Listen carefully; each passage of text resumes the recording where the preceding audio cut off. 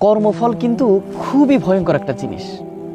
তুমি আজকে যেটা যার জন্য করবে, যার সাথে তুমি যেটাই অন্যায় করে করবে, সেটা একদিন পরে হলেও তোমার কাছে ফিরে আসবে। কর্মফল এত বড় একটা ভয়ঙ্কর একটা জিনিস।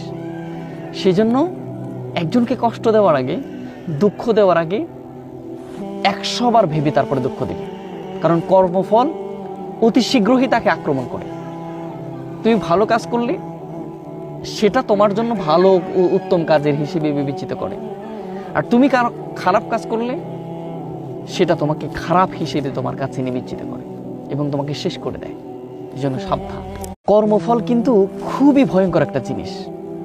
তুমি আজকে যেটা যার জন্য করবে, যার সাথে তুমি যেটাই অন্যায় করে করবে, সেটা একদিন পরে হলেও তোমার কাছে ফিরে আসবে। কর্মফল এত বড় একটা ভয়ঙ্কর একটা জিনিস।